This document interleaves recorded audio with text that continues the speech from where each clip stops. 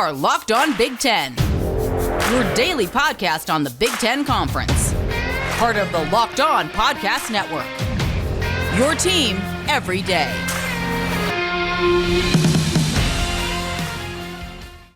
Welcome into Locked On Big Ten. Everything you need to know about the conference every day of the week. Alongside Jacob Rude, host of Locked On Hoosiers, I'm Nate Dickinson. We're here today to discuss offseason stuff. Offseason stuff is huge now with us having stuff to do every single day. So when something as foolish as a list of the top coaches in college football come out, maybe it's not foolish to have the conversation, but in the middle of May, it's something to do. And Jacob's here to do it with us as we look at what CBS Sports has as the top Power 5 college football conferences, 65 all the way down to 1. This is a list ranked by CBS experts we were just talking about. They don't really go into specifics on who it is, but they say a panel of their experts vote without any sort of really guidance. They said you could vote purely on coach accomplishments, purely on record, but really whatever they're feeling. So this is really kind of one big melting pot of what everybody, I'm assuming at least around the country in some respect, think about coaches around college football. So as we get into the conversation, Jacob, thank you as always for coming on the program. It's no surprise that Ohio State is on the top with Ryan Day clocking in at number 6 in the country as far as head coaches go. We'll go over the top 5 above them and see if there's anyone who really stands out. In fact, we can do that right now before I let you get in here.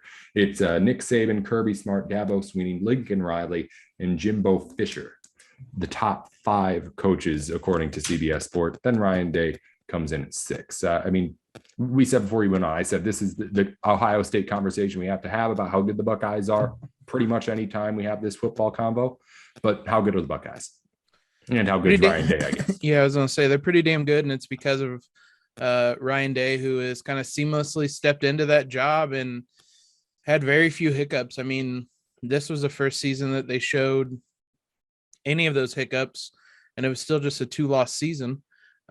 He's 34-4 in 3 years. So, I mean, it's no surprise he's the highest ranked Big Ten coach. I don't really think there's much of an argument to put him above really anybody else above him. Maybe Jimbo Fisher was the only one I thought could potentially go above, but I think 6th feels right about where he should be nationally. And if you look the guys right below him, I mean, Brian Kelly, Kyle Whittingham, that feels right about the right spot for him. So, I mean, he's really good. I'm impressed, a little bit surprised at just how well he stepped in, considering who he was replacing, and it's been seamless, like I said, and they've still remained the best team in the Big Ten and really maybe established themselves even more than they did during Urban Meyer's run, at least maybe towards the end of it at least, but they've been really good, and it wasn't really a surprise. He was both the top coach in the Big Ten and a top 6 head coach nationally. Yeah, you can say it's easy inheriting that and maybe even continuing on in the short term. But Ryan Day has now, I think, enough under his belt to say that he's the real deal. He is legit. I mean, this offense, we're talking about stuff about how talented the teams are in general. I mean, the offense he puts together in the playbook, forget the talent, is just really, really good. And yes, you have to have the talent to do it, but from being able to do it on the field still to maybe even more importantly, being able to recruit still after that kind of a big coaching change, just huge. And I agree, Jimbo Fisher maybe is the one guy you could put him ahead of in that class. But again, Jimbo Fisher's coming off the top recruiting class in the entire country in 2022. So that helps things as well. But the point is it's elite company, and that's not something we're not used to with Ohio State. This is an elite team, and we're quite honestly just pushing them out of the way. We have to do that sometimes. It's like when we talk about the best of the best, it's like, all right, yes, Ohio State's there. Let's talk about everybody else and who can challenge Ohio State and all that. I want to hear from you just as you look through, and I know you talked about this on Locked On Hoosiers, getting away from Ohio State, what else in these rankings, top to bottom, surprise you, stick out to you, things that, again, were just a surprise? Yeah, I mean, a couple things. One, I mean, Jim Harbaugh jumped 14 spots to number 9. Probably, I mean, warranted. He was incredible, but the fact he went from someone that seemed like his job was uncertain about this time last year in the offseason to Big Ten title, beating Ohio State, college football playoff appearance. He's back, and it seems like he's going to be there for a while now. So just the fact that he jumps into the top 10. One of the most questionable ones I had was Pat Fitzgerald being 21st. He fell from 8th last year, but the fact he is coming off a 3-win season and still ranked 21st, and as you pointed out beforehand, ranked ahead of Mel Tucker, who is 24th. Mel Tucker jumped 33 spots to 24th. Man, I know Northwestern kind of bounces between like a 3-win season and a Big Ten title game, but like 21st seems really high, especially when you start looking at the guys around him and who he's ranked above. And that just seems like a really high ranking to me. I agree. And Mel Tucker was the name that like jumped out at 24. But I mean, Minnesota's PJ Fleck is at 23. Again, we'll go over the numbers just for people listening. It's Northwestern's Pat Fitzgerald, 21. Minnesota's PJ Fleck at 23.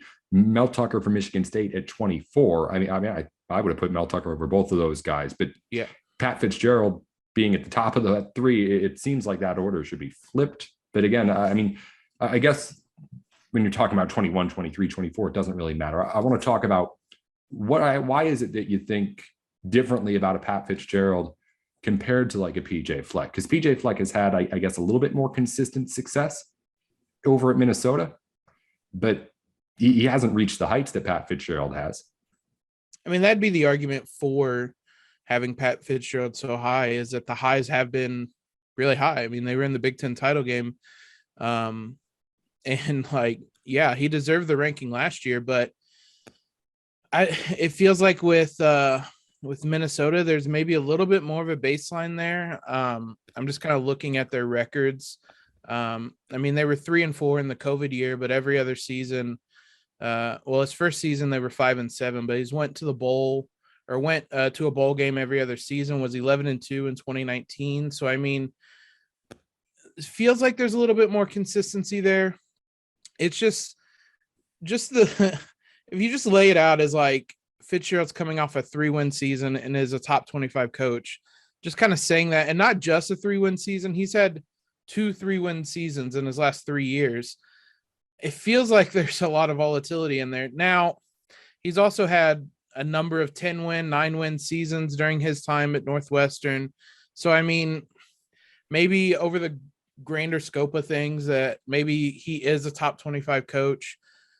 But it feels like a lot of these rankings, when you look at them, are a little bit reactionary to the past season, which is, I guess, what happens when you just do it once a year. And it just didn't feel like there was much of a reaction to him having a second 3-win season in 3 years. So I was really impressed with Michigan State this year. We talked about him with Mel Tucker. I agree with you that if you just flip those 3 coaches, I'd have been fine with it. But I mean, we're ultimately talking about, I mean, they're all within 21 to 24. So, I mean, they're roughly ranked about the same.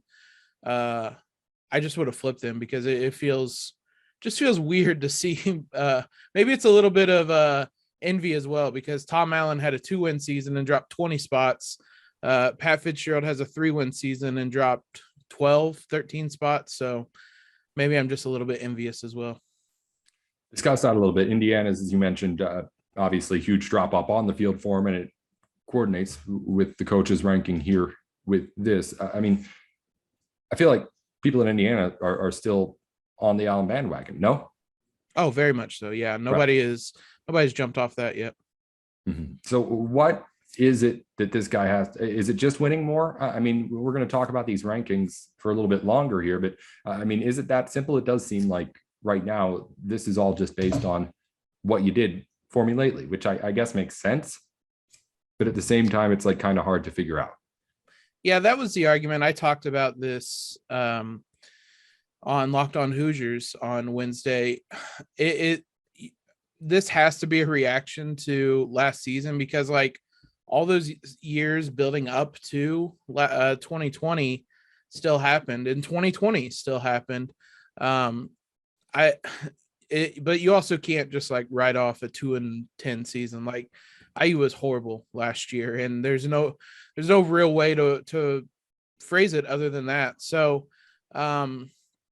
40 felt a little bit low, but like I can't really make much of an argument for him being a lot higher than that. But I mean, IU fans, there isn't the level of expectation there for the football team. So like the fact that he was able to do what he did in 2020 bought him some number of years, like quite a while to stick around. And so far, the 2021 season is kind of an aberration on his when he's coaching or on his record.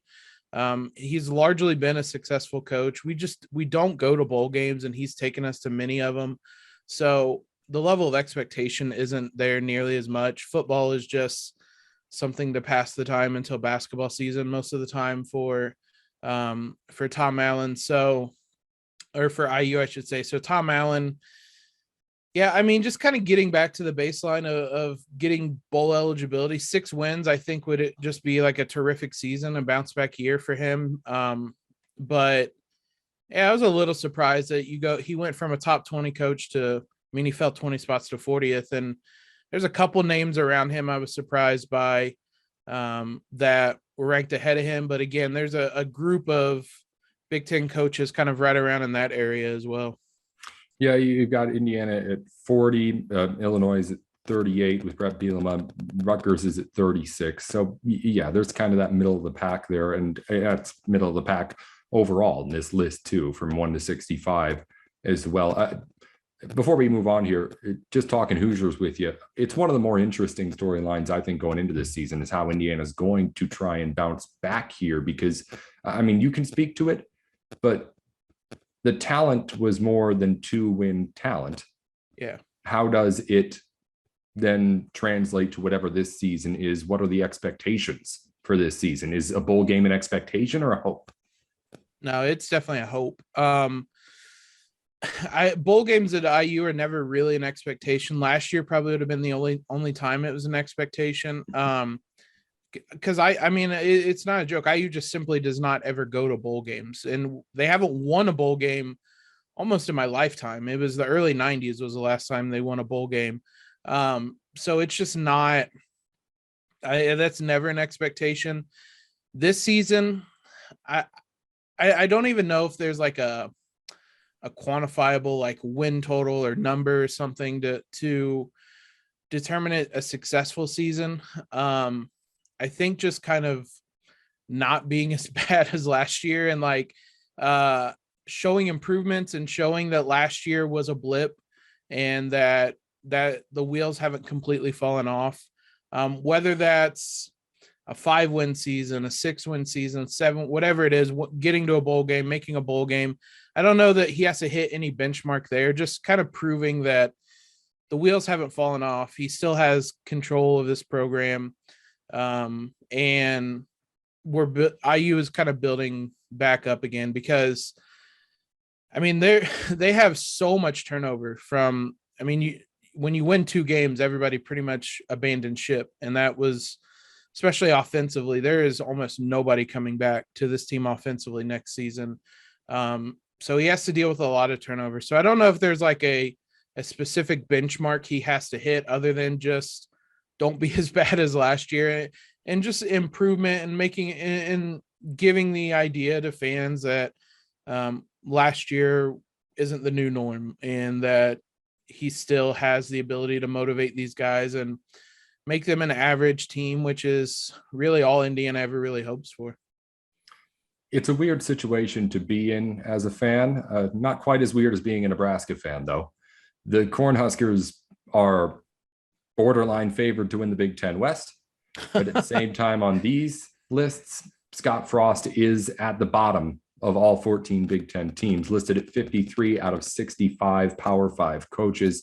This is a guy who last year, maybe part of those expectations are the fact that he was able to play pretty much everybody close without winning any of them. But this is such an odd Nebraska team with everything going on around it. The expectations are high, but at the same time, are they? It's again, really weird. I have maybe not routinely, every so often I go and look at the FPI for ESPN just to see if they like corrected themselves at all, and maybe there was a number input. But we did BetOnline lines too. Nebraska wasn't that far behind Wisconsin for the West either. It is. I don't get it. That feels like a really safe bet.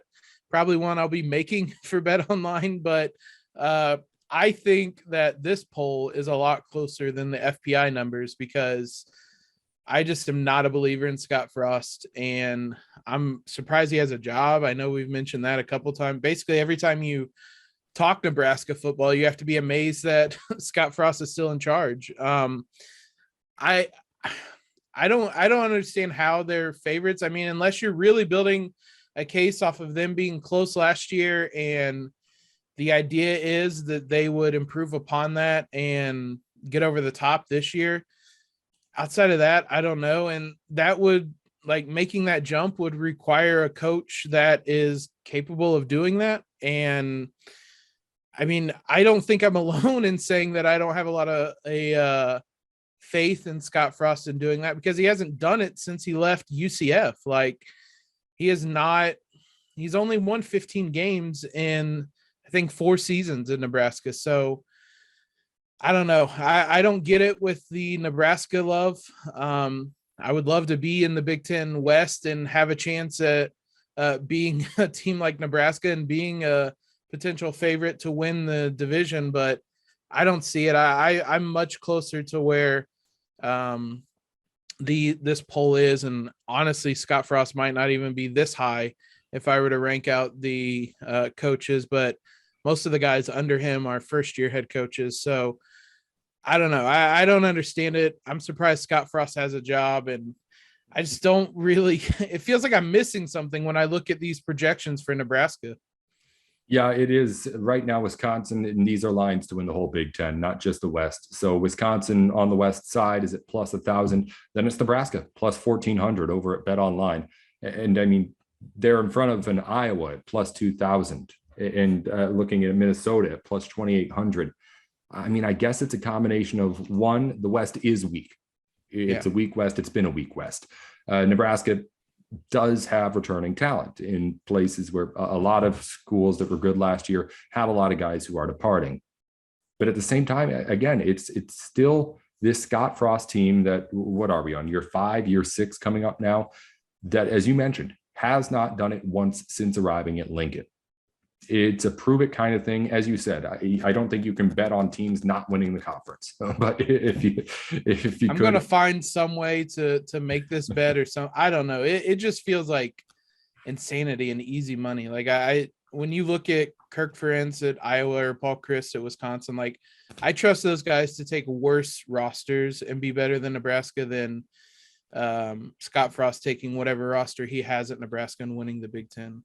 BetOnline covers all of your sports gambling needs. If you want all the information before you actually put your money anywhere, BetOnline has you covered. If you want to actually make those bets and make a wider variety of options of bets than anywhere else, BetOnline has you covered. If you want to go to a place where the website just looks nice, as not all sports betting websites do, BetOnline has you covered. Head on over to BetOnline right now for a one-stop shop for everything that you need going on with your sports gambling needs. It's really that simple. BetOnline and sign up for free right now. Yeah, I mean, you got him over Kirk Ferentz. You got him over Paul Chryst. You got him over guys, established Big Ten winners, guys who know how to win this conference. It's something, I mean, again, it's not on this list. It's not on this list of coaches, but as far as where people are actually saying the games are going to go, Nebraska, the top or near the top, is just not something that seems rational one year to the next. If they're getting better, fine, they're getting better. But it's not a kind of jump you see people making all the time. And again, you've got the longest tenured coach in college football at one school in Kirk Ferentz. You got insanely reputable coaches who are here going to try and beat somebody that they've consistently beaten before. Again, it's we can pound it into the ground as much as we want here, but it's just, it feels like there has to be something we don't know, right? Like there's the thing where you're going at lines and you find one and you see how could this spread be this way, or how could that be that way? It has to be that Vegas knows something we don't. But I think that way when I'm talking about like player situations, not with coaches. Yeah. And I mean, when you look at these rankings, Iowa's 13th, Wisconsin's 14th, 40 spots ahead of Scott Frost. Penn State comes in at 15th. I'm just, when you just look at like what Nebraska has done, I just don't even really fully understand where you would get the level of confidence to rank them that high anyway. Like, again, you'd have to be building most of this off the idea that they played everybody so close, and just natural progression means that they're going to be better and they're going to take that leap next year. But I just don't understand where you would get the faith that that leap is coming, other than like assuming everybody's going to get better. Because I mean, it's just 3-6, 3-6, 3-5, 1-8 are their Big Ten records under Scott Frost. So I don't know how you look at that and think, yeah, that team's the second best team in the Big Ten West this year. That just seems wild to me. Right. It's the combination of what the numbers say, and also, again, what you said, having faith that a team's going to get better and being able to kind of make this kind of projection. And that's the side of it that people, I think everybody outside of the people actually putting the numbers on the board are starting to wonder about, is just like, how can you have that kind of faith in a guy to a point where, again, the sports books are putting this kind of, not money, but I don't even know what it is. They're putting the lines out where Nebraska is up there. Again, we'll move on, but it doesn't seem like. Well, this is also kind of the intersection of, I am very, very pro analytics, but this feels like one of those intersections where the numbers can tell you one thing, but there's a human element that I still think that you have to account for. And the human element would tell you, no matter what you assume the numbers are, or what the numbers say, that there's no way this could be the second best team in the Big Ten. And it's one of those things where when you look at the Vegas odds, I'm one that always looks at them and I'm like, I'm always hesitant, because I'm like, how in the world are these odds like this? But my Vegas always knows, but I don't know what Vegas knows on this one, because I don't understand these odds at all. Yeah, it's weird. I'm looking down the line. I guess we didn't even go all the way down the list here. We said Ohio State 6, Michigan 9, blah, blah, blah. We went top 25. Purdue 30, Rutgers 36, Illinois 38, Indiana 40, Maryland at 50. And no real surprises throughout the rest of that list. I'm just trying to wrap up and see if there's anything that we may have missed going through all of this. And I don't think we really did. I mean, these things, as we mentioned, it's pretty straightforward for the most part. The best teams have the best coaches, but it's a matter of execution too. And I mean, I don't know. I guess that's a good way to wrap it up. What do you take from this kind of stuff? What do you take from coaching in general? I feel like the analytics guys in general have always been like, there's no such thing as good coaching. There's just not bad coaching. Just don't get in the way of what the numbers say your players are going to be able to do. At the same time, I'd argue Scott Frost has maybe done some bad coaching throughout his time. So that should be taken into effect. But I mean, as far as just obviously off the field, the football coaching matters, and on the field, coaching matters in football more than any other sport. So I shouldn't really downplay it all that much. But if you're Nebraska, are you not confident? That's a stupid question. But are you at least hopeful with this? Yeah. I think bad coaching is probably more noticeable than good coaching. And that's the idea I usually have when looking at a lot of these. Like, if I can go through a game and not really think about a mistake or something, a coaching error of some sort, then I mean, I've watched IU a lot and I've seen a lot of moments where I've thought, what in the world are they doing? And there were those moments last season, but ultimately I do think coaching in football probably matters the most kind of among the big sports when it comes to like baseball, basketball, football, things like that. I would say that it probably matters most. And even then, generally I put more emphasis on what the players do than what the coaches do. Because if you're a coach, you can put the players in this right spot to succeed. And if the players don't execute, then there's not a whole lot else you can do. So in general, when I look at coaching, it's if guys are putting their players in the best spot to succeed. And that's why, I mean, again, not to belabor the point, I don't know that Scott Frost is that type of coach, but really most everybody above him, I think that's why there's kind of that big gap between the Tom Allens, the Jeff Brohms, the guys like that, all in that 30 to 40 range, Greg Schiano's. I think that's why there's kind of a big gap. I think all those guys generally can put their players in the best position to succeed, and everywhere above that will do as much. And then you get after that, and it's a lot of guys who don't really do that. And that's reflective in the rankings in general, but that's just a general idea I have when I kind of look at these coaching lists and try to rank coaches and things of that matter. All right. Well, I turned it into a conversation about coaching theory. So I guess we've pounded this list into the ground enough for one episode, Jacob. It's going to be a good, at least, season, of course, exciting season at the very least, interesting season, I'd say, at the very least, to see how all this plays out in the Big Ten. And of course, we're looking forward to it. Jacob has off-season coverage of everything going on at Indiana every single weekday from Monday through Friday. And the thumbnail for this one's going to have to be something. Scott Frost is the worst coach in the Big Ten or something like that. I don't know. Subscribe on YouTube. It's Locked On Big Ten. And of course, subscribe wherever you get your podcasts to Locked On Big Ten and Locked On Hoosiers. Jake, thanks as always for coming on and joining the show. Yep. Look forward to it every week. I'll be back here in just a minute to wrap things up here on Locked On Big Ten. If you've been listening to the show for a while now, you know that Built Bar is always coming out with new stuff, and they've got a good one here in their latest batch. It's the Brownie Batter Puff. It's a new thing from Built Bar, the Built Puffs. Maybe you've heard us talk about them before. These are their protein bars that are covered with 100% chocolate, but the Built Puffs have marshmallow on the inside. It's chocolate on the outside, marshmallow on the inside, and in this particular case, a brownie batter flavor to it on that inside too. If you're a chocolate lover, you're going to want to try this one out. And I know what you're thinking. It can't have all that chocolate and brownie batter and marshmallow in there and still be good for you, right? Let me read the numbers for you. 17 grams of protein, 7 grams of sugar, only 140 calories. It's all the stuff you want and none of the stuff you don't. You've come to love it from Built Bar, and now they're just honestly throwing everything out the window as far as the rules for protein bars go. It's brownie batter, inside chocolate, while still staying under 150 calories and giving you the protein you need.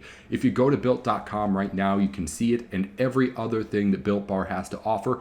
And of course, use our code LOCKED15 there to get 15% off your first order. Again, at Built.com. Finishing up here on Locked On Big Ten. Thanks again to Jacob for joining the show with us today.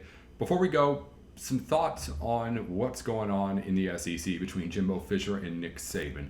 If you haven't been keeping up, it's one of the biggest news stories of college football in the last month, I guess, just because of how slow things have been, at least in the offseason, and they generally are. But headlines being made by coaches at press conferences, not something we usually see in May.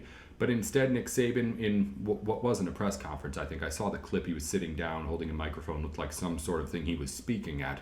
But he pointed out the Texas A&M #1 class we pointed out with Jacob earlier, and that Alabama was #2. He claimed Jimbo Fisher buys all his players while Alabama does it the right way.